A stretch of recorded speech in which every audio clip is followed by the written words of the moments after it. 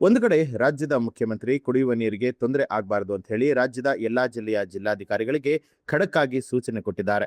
ಆದರೆ ಈ ಸೂಚನೆಗಳೆಲ್ಲವೂ ಕೂಡ ಹೇಳಿಕೆಗೆ ಮಾತ್ರ ಸೀಮಿತವಾಗಿದೆ. ರಾಯಚೂರು ಜಿಲ್ಲೆಯ ಅರಕೇರಾ ತಾಲೂಕಿನ ಪಲಕನಮರಡಿಯಲ್ಲಿ 2 ದಿನಗಳಿಂದ ನೀರಿಗಾಗಿ ಹಾಹಾಕಾರ ಉಂಟಾಗಿದೆ. ಪಂಚಾಯಿತಿ ಅಭಿವೃದ್ಧಿ ಅಧಿಕಾರಿಗಳಿಗೆ ಎಷ್ಟೇ ಫೋನ್ ಕಾಲ್ ಮಾಡಿದ್ರೂ ಕೂಡ ಆತ ಕರೆಯನ್ನ ಸ್ವೀಕರಿಸ್ತಾ ಇಲ್ಲ. ಇಲ್ಲಿ ಕೇವಲ ನೀರಿನ ತೊಂದರೆ ಅಷ್ಟೇ ಅಲ್ಲ, ಪಂಚಾಯಿತಿಯಲ್ಲಿ ಹಲವಾರು ತೊಂದರೆಗಳಿದೆ. ಗ್ರಾಮದಲ್ಲಿ ಮೂಲ ಸೌಕರ್ಯಗಳ ಕೊರತೆ ಇದೆ. ಆದರೆ ಇಲ್ಲಿ ಅದನ್ನ ಹೇಳುವವರು ಕೇಳುವವರು ಯಾರೂ ಇಲ್ಲದಂತಾಗಿದೆ. ಪಂಚಾಯಿತಿ ಅಭಿವೃದ್ಧಿ ಅಧಿಕಾರಿಯ ವಿರುದ್ಧ ಕ್ರಮವನ್ನ ಕೈಗೊಳ್ಳುವಂತೆ ಸರ್ಕಾರಕ್ಕೆ ಸಂಬಂಧಪಟ್ಟ ಸಚಿವರಿಗೆ ಲಿಖಿತ ದೂರನ್ನ ದಾಖಲಿಸಬೇಕಂತಿದ್ದೇವೆ ಅಂತ ಹೇಳಿ ಗ್ರಾಮಸ್ಥರು ಹೇಳ್ತಿದ್ದಾರೆ. ನೀರಿಗಾಗಿ ಖಡಕ್ ವಾರ್ನಿಂಗ್ ಮಾಡಿದಂತ ಸರ್ಕಾರ ಇಂಥ ಅಧಿಕಾರಿಗಳ ವಿರುದ್ಧ ಏನು ಕ್ರಮವನ್ನ ಕೈಗೊಳ್ತಾರೆ ಅನ್ನೋದನ್ನ ಕಾದು ನೋಡಬೇಕು.